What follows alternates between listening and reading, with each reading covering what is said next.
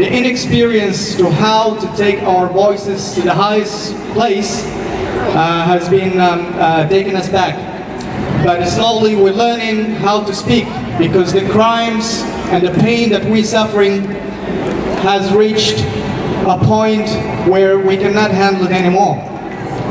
Imagine almost every family receiving a phone call telling them that there's their cousin, their brother, their mother, somebody is being kidnapped in Sinai, and they are about to be ripped apart, their kidney taken, unless they pay $50,000, $60,000.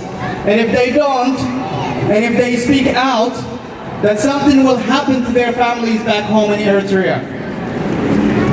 They are suffering in silence. Now this happens in a huge, huge scale, that a lot of people don't speak out. I know personally people that had their families suffer and go through this, but they can't speak out because they're afraid the rest of the families who are back in Eritrea will go through the same situation. And for us here, we have every opportunity. We've got the freedom to speak, and it doesn't make any difference anyway whether we speak or not, the people will suffer regardless. But we have an opportunity here, and we've got a duty to speak, to name and shame, as Brother Blood has indicated, those companies who commit this kind of crimes, who are silent because of profit, who love to have a lot of slave labor, because that makes a lot of money, cheap labor, nothing. One of those companies is Child Eyes Gold, a Perth-based company. The CEO of the company last year spoke out when he was asked about the problems in Eritrea and whether that will impact the profitability of the company. And he said, no, we are confident that Eritrea is a safe place to invest. It has, now his reasons is this, it's got authoritarian government. A government that controls every aspect of the country. Now he's happy that this happens there. He knows that there will not be revolt in that country because the people are totally controlled. Mercenaries are everywhere. He admits that these kind of things, that there is an authoritarian and dictatorial regime in that country, so he's happy and he encourages people to invest in a country that kills its people, tortures its people. Now if we can speak on that, then we have lost our humanity too, and we are part of that crime. Are we going to be silent? Are we going to be silent? We have to speak out on those companies, on those inhumane CEOs that take the people and lie to their shareholders and telling them that everything is alright, that their investment is safe. It's unsafe. It's unsafe and it's unhumane. The money that they get is blood money. And this is not something that we as Australians are going to be silent on. We will name and shame those companies. Child Eyes Gold, remember it, it's a company that deals in blood money. First company that deals in blood money. We have to name them, shame them, speak out, and then until they close down, until the slavery stops, and until the blood stops, and until dictatorship is finished from Eritrea.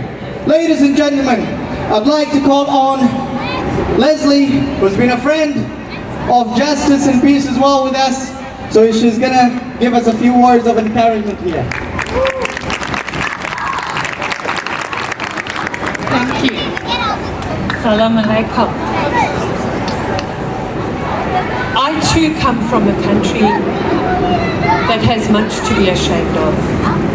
I come from a country that held the record for human rights abuses for many, many years. In fact, all my lifetime, from when I was born until I left in 1990. I come from South Africa. And I want to tell you, never, ever to give up, because each person joined together with another can make a difference. I want to remind you of the words of Nelson Mandela, who told us that to be free is not just to cast off your chains. Your freedom depends on other people's freedom. It's only when everybody is free that we can be free. And it's very important that we all stand up for freedom and justice and liberty, and that we never, ever, ever give up until every human being in the world is free.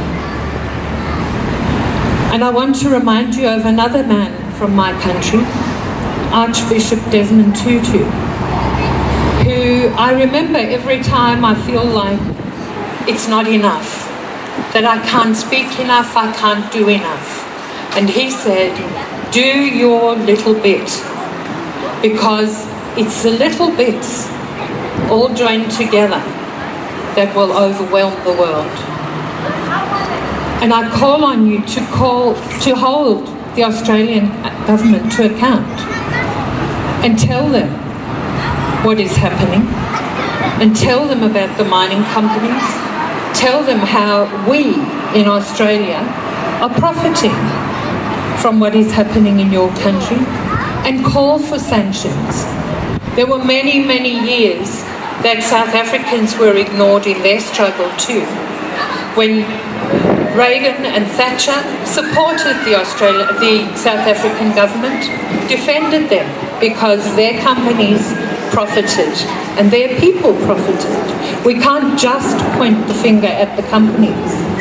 And there is a well-known saying in the West that we don't listen to very often, but it goes that bad things happen when good people do nothing. So never be silent. Speak up. Thank you.